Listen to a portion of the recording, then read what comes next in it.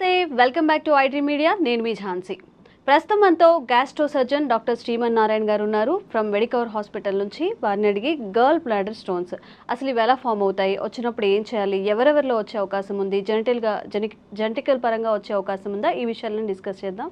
నమస్తే సార్. నమస్తే సార్, ఎవరిలో వచ్చే అవకాశం ఉంది? చాలా డిసీజెస్ జెనెటికల్గా వస్తాయని చెప్తుంటారు. సో ఈ సిచ్యువేషన్ కూడా అలా వచ్చే అవకాశం ఉందా? జనరల్గా గాల్ బ్లాడర్ స్టోన్స్ అండి మనకి ఫుడ్ హ్యాబిట్స్ వల్ల వస్తాయి. యాక్చువల్గా ఫుడ్ హ్యాబిట్స్ జనరల్గా అవుట్ సైడ్ ఫుడ్ తీసుకున్నాం, ఆయిలీ ఫుడ్, ఫ్యాటీ ఫుడ్ ఎక్కువ తీసుకుంటున్న వాళ్ళకి, నెక్స్ట్ ఏంటంటే ఇర్రెగ్యులర్ డైట్ హ్యాబిట్స్ ఉంటాయి అన్నమాట. అంటే మార్నింగ్ బ్రేక్ఫాస్ట్ స్టాప్ చేస్తారు, లంచ్ ఎక్కువ తినేస్తారు, మళ్ళీ నైట్ డిన్నర్ ఎక్కువ చేస్తారు. ఇట్లా ఇర్రెగ్యులర్ డైట్ హ్యాబిట్స్ ఫాలో చేసేవాళ్ళు, అవుట్ సైడ్ ఫుడ్ ఎక్కువ తీసుకునే వాళ్ళకి, ఫ్యాటీ ఫుడ్, ఆయిలీ ఫుడ్ తీసుకునే వాళ్ళకి, స్మోకింగ్, ఆల్కహాల్ తీసుకునే వాళ్ళకి ఎక్కువగా వస్తుంది అనమాట. బట్ జనరల్గా మనం చూసే ప్రాక్టీస్లో, డే టు డే ప్రాక్టీస్లో ఏంటంటే ఏ ఏజ్ గ్రూప్లో అయినా సరే గాల్ బ్లాడర్ స్టోన్స్ వచ్చే ఛాన్సెస్ ఉంటాయి. ఇంతకుముందు మేము స్టార్టింగ్లో ఉన్నప్పుడు ఏమనుకున్నాం అంటే ఫీమేల్స్లో ఎక్కువ అనేది. ఇప్పుడు 1 year బాయ్ దగ్గర నుంచి 100 years వాళ్ళకు కూడా ఎవరికైనా సరే గాల్ బ్లాడర్లో స్టోన్స్ వస్తాయి. చాలామంది అడిగే క్వశ్చన్ ఏంటంటే మేము అన్నీ ఫాలో అవుతున్నాము, డైట్ రిస్ట్రిక్షన్ చేస్తున్నాము, అన్నీ చేస్తున్నాము, అయినా కూడా మాకు స్టోన్స్ ఎందుకు వచ్చాయని అడుగుతారు. సడన్ వెయిట్ లాస్ అయినా, సడన్ వెయిట్ గెయిన్ కూడా గాల్ బ్లాడర్లో స్టోన్స్ వస్తాయి. అసలు ఏం చేస్తుంది గాల్ బ్లాడర్ అంటే, మన బాడీలో ఏ ఫంక్షన్ చేస్తుంది అంటే, ఇది కాన్సన్ట్రేటర్ అండి. యాక్చువల్గా లివర్లో జ్యూస్ మనకి రోజుకి 1 liter జ్యూస్ వస్తుంది, కానీ లివర్లో 1 ml కూడా స్టోర్ అవ్వదు. అది వచ్చి గాల్ బ్లాడర్లో స్టోర్ అవ్వాలి, కానీ గాల్ బ్లాడర్ యొక్క capacity is only 50 ml. So 1000 mlని 50 mlకి కాన్సన్ట్రేట్ చేయాలి. ఎప్పుడైతే మనం ఫుడ్ తీసుకుంటామో అందులోకి మళ్ళీ వాటర్ యాడ్ చేసుకొని అది మళ్ళీ 1 liter కింద కన్వర్ట్ చేసి పంపిస్తుంది. So is a concentrator and diluter అనమాట. సపోజ్ ఆ కాన్సన్ట్రేటర్ కనుక ఫంక్షన్ డ్యామేజ్ అయిందనుకోండి, ఆ కాన్సన్ట్రేషన్ అయిపోయిన లిక్విడ్ అంతా పౌడర్ కింద కన్వర్ట్ అయ్యి స్టోన్స్ అయిపోతుంది అనమాట. సో ఇందులో డైట్కి ఏం సంబంధం లేదు యాక్చువల్గా, కానీ ఆ కాన్సన్ట్రేటర్ పాడవడానికి reason fatty meal, high fatty foods తీసుకున్నప్పుడు హైగా కాన్సన్ట్రేట్ చేయాల్సి వస్తుంది, హైగా డైల్యూట్ చేయాల్సి వస్తుంది. సో మీరు చూసుకుంటే ఏ మిషన్ అయినా ఒక 1000 times ఛార్జింగ్ చేస్తే ఫోన్ పాడైపోతుంది. అట్లాగే బాడీ కూడా అంతే, మీరు ఎక్కువ యూజ్ చేసే కొద్దీ ఎక్కువగా ప్రాబ్లమ్స్ వస్తాయి అనమాట. సో ఫ్యాటీ మీల్స్ తీసుకున్నప్పుడు ఈ కాన్సన్ట్రేటర్ ప్రాబ్లం వల్ల స్టోన్స్ వస్తాయి. సిమ్టమ్స్ ఎలా ఉంటాయి? సిమ్టమ్స్ జనరల్గా అండి యాక్చువల్లీ మన ఫుడ్ తిన్న తర్వాత ఒక 30 minutes లోపల రైట్ సైడ్ రిబ్స్ కింద పెయిన్ వస్తుంది, లైక్ స్క్వీజింగ్, లోపల ఎవరో మెలి పెడుతున్నట్టు పెయిన్ వస్తుంది అనమాట. అది ఓన్లీ ఒక 5 to 10 minutes ఉంటుంది, తర్వాత మళ్ళీ ఆటోమేటిక్గా తగ్గిపోతుంది.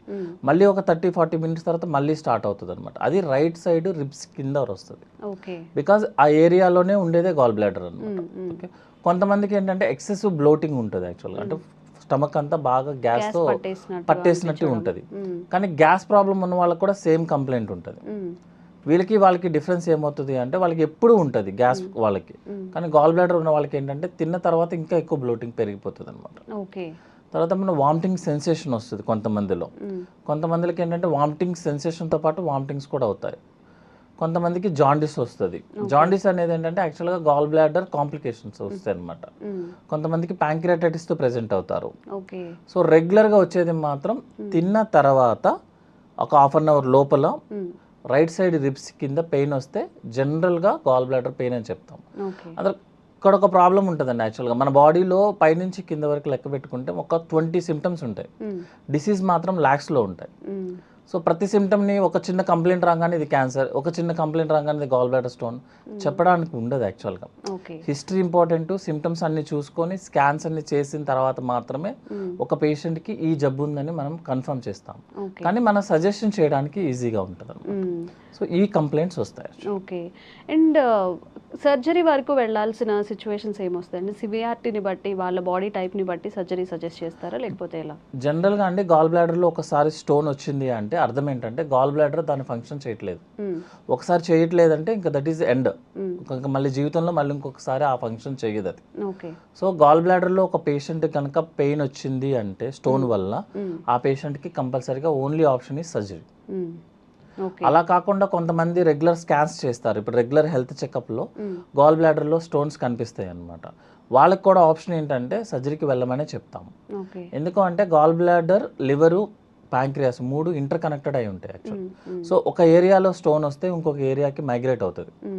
సో చిన్న స్టోన్ ఉన్నా, పెద్ద స్టోన్ ఉన్నా, కంప్లైంట్ ఉన్నా లేకపోయినా పేషెంట్కి కనుక అల్ట్రాసౌండ్లో కానీ ఎక్కడైనా సరే గాల్ బ్లాడర్లో స్టోన్ ఉంది అంటే surgery is the first option and last option also.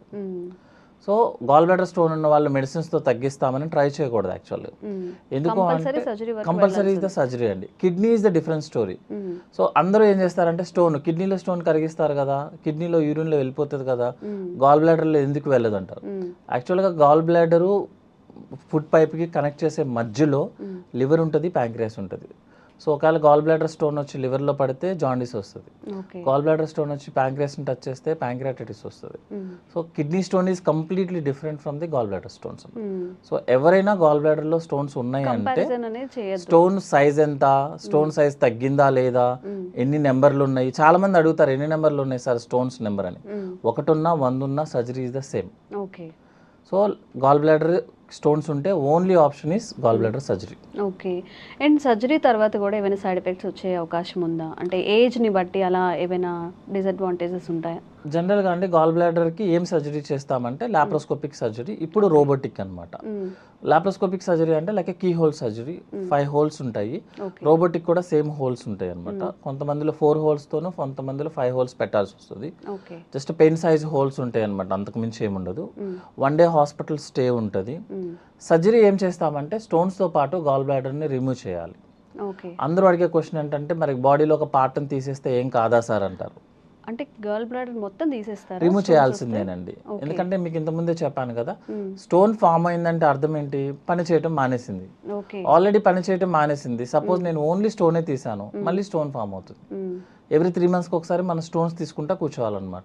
అట్లా కుదరదు. అంటే రిపిటేటివ్ గా వస్తూనే ఉంటాయి. అంటే మీరు సపోజ్ నేను గాల్ బ్లాడర్ రిమూవ్ చేయలేదండి, ఓన్లీ స్టోన్సే రిమూవ్ చేసా అనుకుందాం, అది పని చేయట్లేదు, మళ్ళీ స్టోన్ వస్తుంది కదా. ఓకే.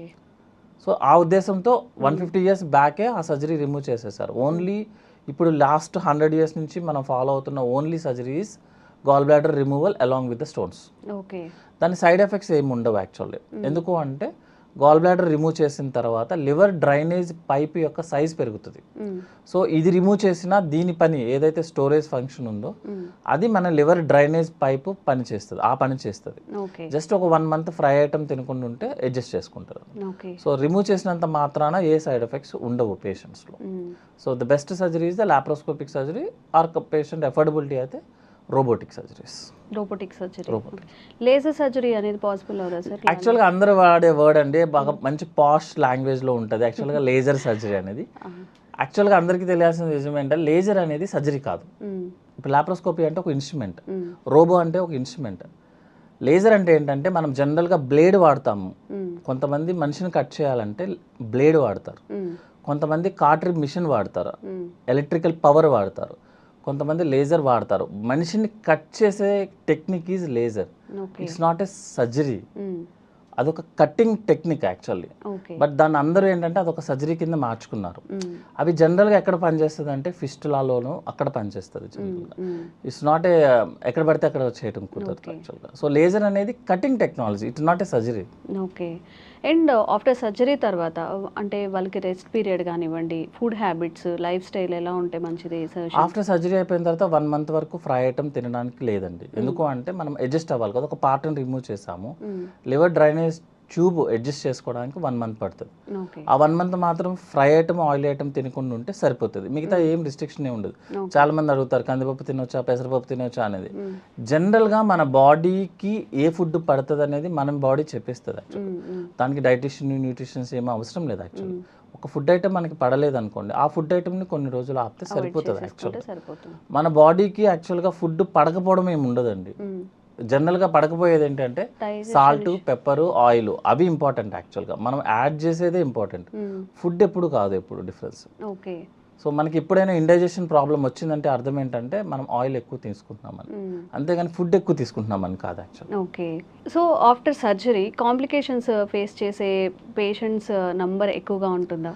జనరల్గా ఎక్స్పీరియన్స్డ్ సర్జన్ ఉన్నప్పుడు గాల్ బ్లాడర్ సర్జరీ అనేది 15 to 20 minutesలో అయిపోతుందండి.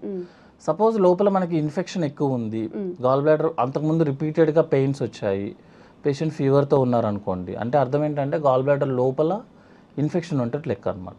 అది కొంచెం కాంప్లికేటెడ్ అవుతుంది. అప్పుడప్పుడు లివర్ నుంచి జ్యూస్ లీక్ అవుతుంది అనమాట. దాన్ని ఏమంటారంటే కాంప్లికేషన్ కింద కాదు, యాక్చువల్గా it's one of the side effect కింద అనమాట. దానికి సింపుల్ మెజర్స్తో సరిపోతుందండి. సర్జరీ చేసే టైంలోనే మనం ట్యూబ్ పెడతాం అనమాట. ఏదైనా లీక్ ఉన్నా అందులోంచి వచ్చేస్తుంది. ఇంకోటి ఏంటంటే సర్జరీ కాంప్లికేషన్ లాగా చూడకుండా ఒక సైడ్ ఎఫెక్ట్, జస్ట్ ఒక ఎఫెక్ట్ లాగా చూస్తే మన బాడీ ఏంటంటే కొన్ని రోజులు మనం టైం ఇస్తే బాడీ ఆటోమేటిక్గా సీల్ ఆఫ్ చేసుకుంటుంది దేన్నైనా సరే. సో సర్జరీలో కాంప్లికేషన్స్ కాదు, మనం కాంప్లికేట్ అయిన కేసునే సర్జరీ చేసినట్టు లెక్క. యాక్చువల్లీ సర్జరీ వల్ల ఎప్పుడు కాంప్లికేషన్స్ రావు, మనం కాంప్లికేటెడ్ కేసుని మనం చేసినప్పుడు ఇష్యూస్ వస్తాయి. లాంగ్ టైం వాళ్ళు సర్జరీ వరకు రాకపోవడం, డాక్టర్ సజెషన్స్ తీసుకోకపోవడము, నెగ్లెక్ట్ చేసేసి కొంతమంది ఏం చేస్తారు అంటే నార్మల్ అంటే ఎవరైతే సర్జరీ చేయరో వాళ్ళ దగ్గరికి వెళ్ళి ఒపీనియన్ తీసుకుంటారు. జనరల్గా వాళ్ళు చేయరు కాబట్టి ఏ ఒపీనియన్ ప్రకారం ఏం చెప్తారు, అవసరం లేదులే ఏం కాదులే అని చెప్తారు. అలా నెగ్లెక్ట్ చేస్తూ ఫైనల్గా మీరు సర్జరీలోకి ల్యాండ్ అవుతారు. సివియారిటీ పెంచుకుంటాం అనమాట, కాంప్లికేషన్స్ అనేవి వస్తూ ఉంటాయి. ఓకే అండి, థ్యాంక్ యూ.